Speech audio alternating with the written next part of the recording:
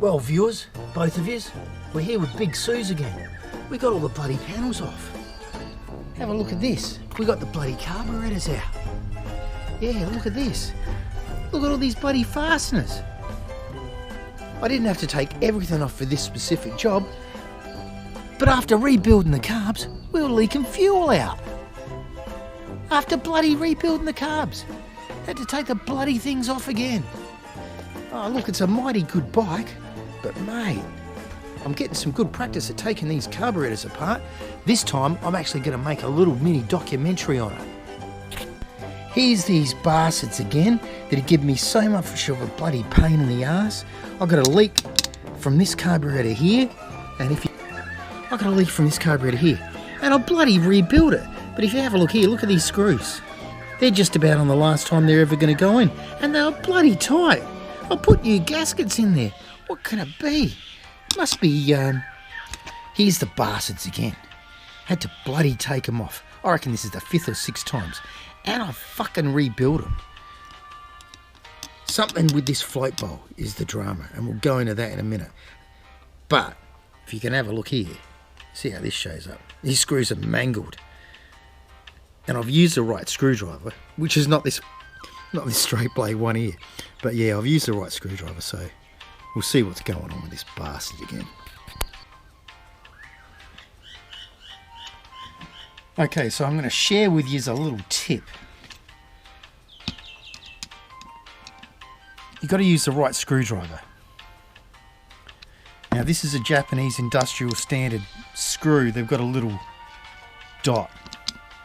But sometimes even once they've been abused a bit in the past, they'll be a bit loose. So check to get the best fitting screwdriver you can. That feels a bit tighter.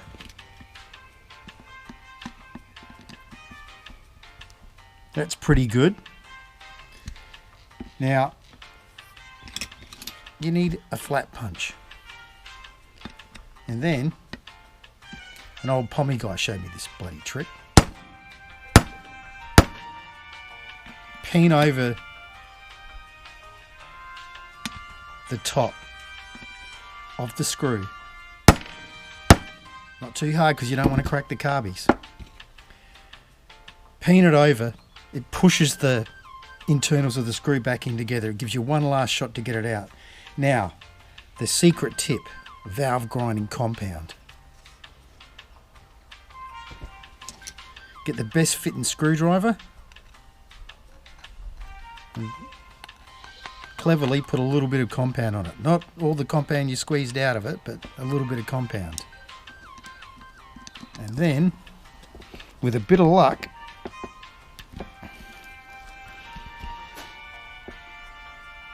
it doesn't work, of course.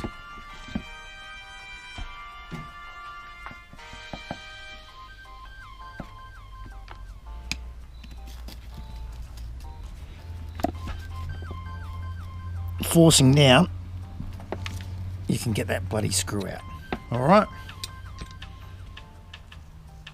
So you can get it out, but we're not going to use it again. Now, notice I didn't use the Japanese industrial standard driver because this has been spread too far apart from someone abusing it previously. Alright, I'll get the rest of them out and then we'll take the bowl off. Probable cause. I've been in here already, but I found that this gasket doesn't really sit very well into the body. This is from the kit that I bought. I'm going to say that's the probable cause of the failure. I've got another gasket here.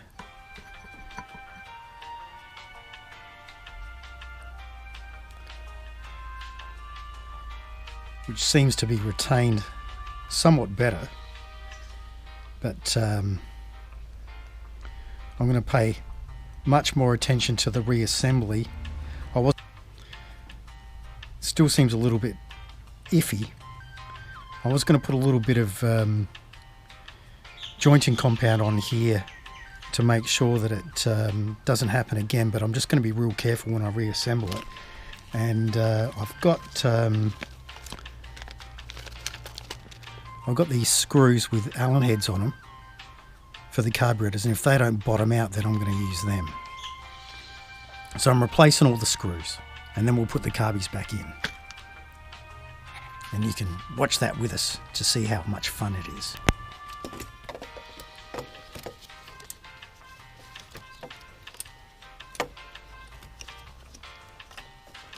These ones on the rear of the cylinders are the hardest, so I'm attempting to get them in first.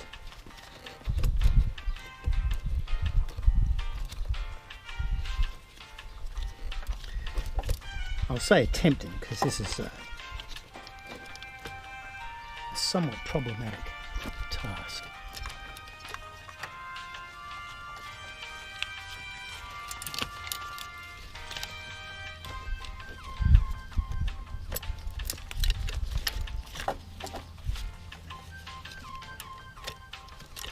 Get a little bit more play with that airbox battery out and the airbox securing bolts removed.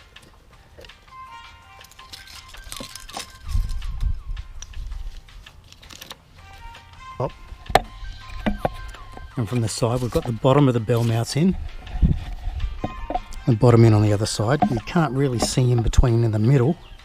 Now I'm trying to lever the carby bell mounts into the boots to the airbox. I've left the clips, securing fasteners, whatever they're supposed to be called, on there to stop that from distorting too much and get that in there, but I've got them real loose, you see.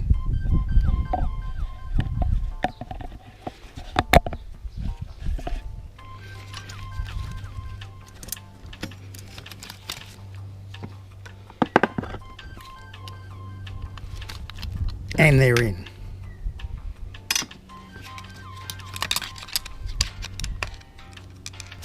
So now I'm endeavouring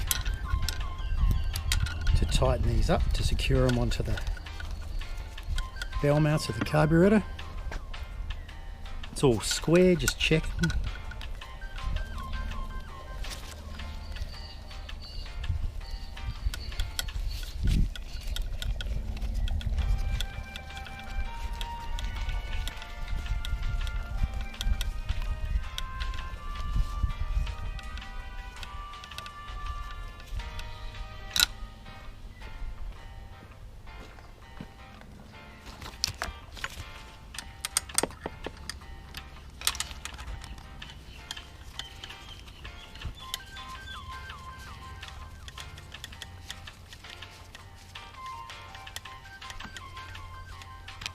Okay, so that's on.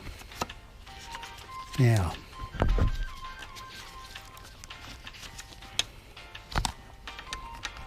get that breather on there, and then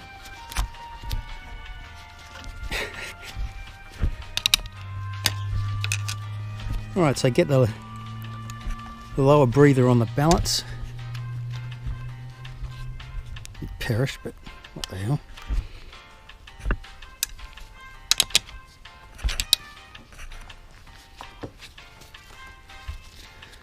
Can't hardly see what we're doing there, but that's on. And now the airbox breather.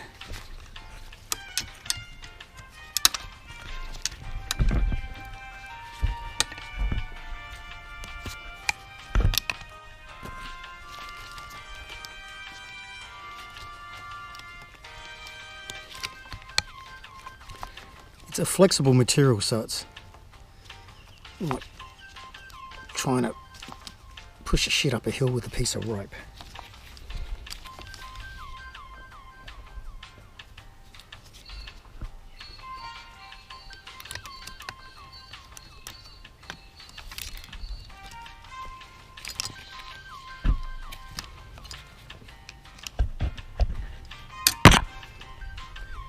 Now we're going to attempt to get the carburetors into the spigots without popping the bell mounts out. So I'm just going to give them another spin.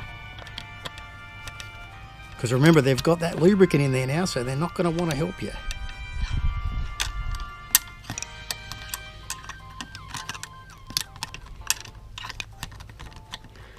Wiring harness and frame in the way. I'm reminded of a bloke who said to do a job like this, you need fingers like a gynecologist.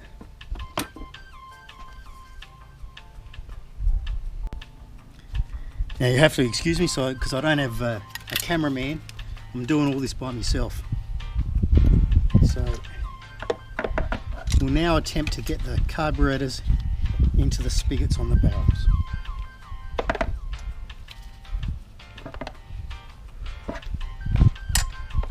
Now, did I say I searched around the web and I was trying to do this job once for 2 weeks?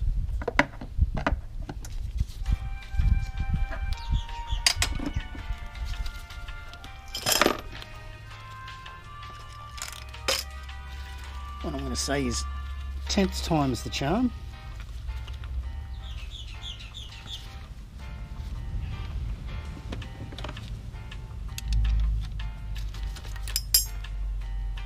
And that's in.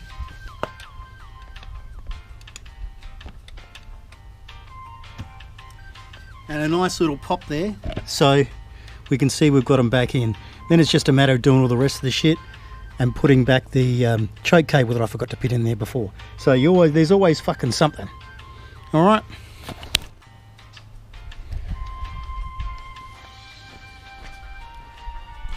So managed to get the choke cable back in. We've got the vacuum hose there, the throttle position sensor here, and I should have pointed out I blanked off the pair system, or whatever it's called on this. This just helps get through noise restrictions. So I've just got a blank there, and there was another system that's bolted to the bottom of the carburetor that's been removed. So don't forget to tighten them bastards up, eh? Okay, it's a vacuum operated fuel tap. It doesn't have an off position, it's got a reserve up the top there. The on position down the bottom there, you should be able to see that. So the on position, the reserve position, and the prime position. We'll put it on prime for a little bit, but don't leave this in the prime position, because if the needle and seat are leaking in your carburetor, you can fill up your crankcases with fuel. Ask me how I know this. So I'll put it on prime for a minute or so, and we'll see if that leaks, and if it does, then we'll swear a lot.